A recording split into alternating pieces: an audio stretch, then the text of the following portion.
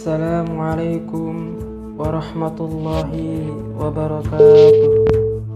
Sahabat yang lembut hatinya, sebagaimana diketahui bahwa kecerdasan orang-orang Yahudi adalah fakta yang nyata yang paling diakui dunia.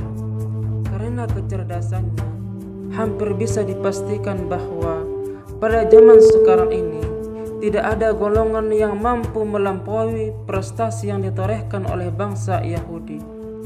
Untuk itu, dalam kesempatan ini akan disampaikan beberapa rahasia pembinaan otak Yahudi sejak dalam kandungan.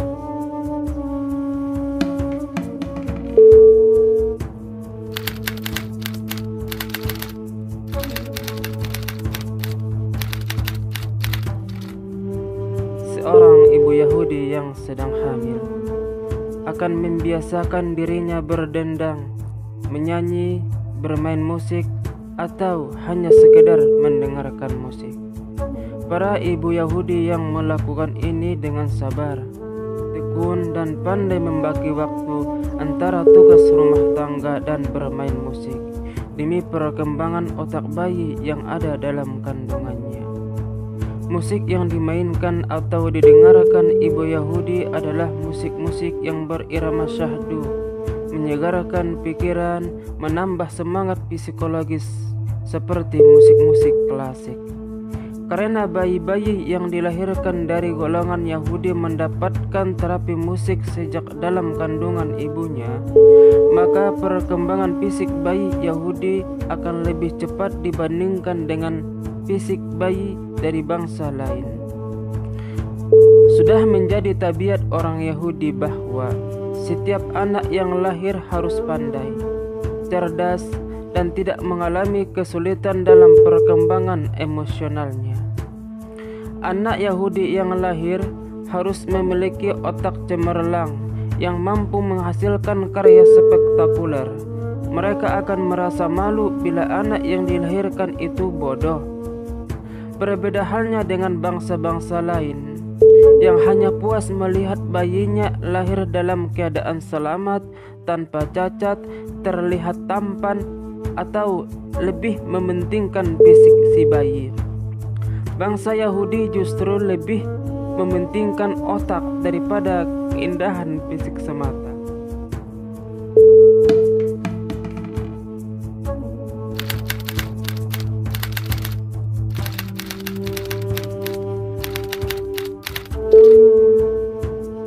Kebiasaan yang dilakukan oleh para ibu Yahudi saat sedang mengandung anak adalah memakan kacang badam. Selain kacang badam, mereka juga senang mengkonsumsi kurma dengan susu. Ketiga jenis makanan ini memang sangat bagus untuk perkembangan otak anak saat dalam kandungan. Selain kacang badam, kurma, dan susu, para ibu hamil di kalangan Yahudi juga memperbanyak makanan roti, ikan, dan daging, dan pil minyak ikan. Ikan yang mengandung protein sangat berguna untuk perkembangan otak jika dikonsumsi dengan menyisihkan kepalanya.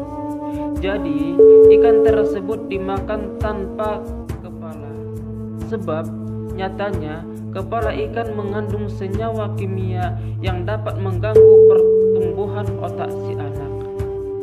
Para ibu Yahudi sangat gemar memakan ikan tanpa kepala dan daging setiap hari. Tetapi ikan dan daging tidak pernah dimakan dalam waktu yang bersamaan, karena orang Yahudi mengerti betul bahwa memakan ikan dan daging dalam waktu yang bersamaan tidak baik bagi kesehatan.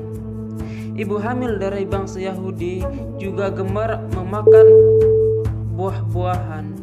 Bila bangsa lain pada umumnya makan buah setelah makan makanan pokok, justru orang Yahudi sebaliknya. Mereka akan menyantap buah makanan mereka akan menyantap buah sebelum makan makanan pokok.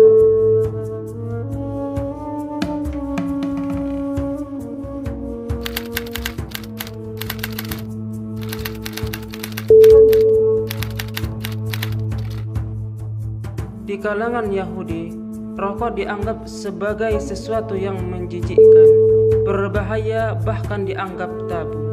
Meskipun sebahagian kecil di antara mereka masih ada yang merokok. Apabila ada seorang istri yang sedang hamil, sedangkan suaminya adalah seorang perokok, maka sang suami akan berhenti total sampai anaknya yang sudah lahir menginjak usia 7 tahun. Apabila ada seorang perokok melihat ada seorang wanita hamil di dekatnya, maka orang tersebut akan berhenti merokok meskipun mereka tidak saling kenal. Di kalangan mayoritas Yahudi, tidak akan pernah ditemui orang merokok dalam angkutan transportasi umum. Tidak adanya orang merokok di dalam kendaraan umum atau fasilitas umum bukan karena ketentuan hukum di kalangan Yahudi, tetapi semata-mata karena kebiasaan dan kesadaran mereka sendiri.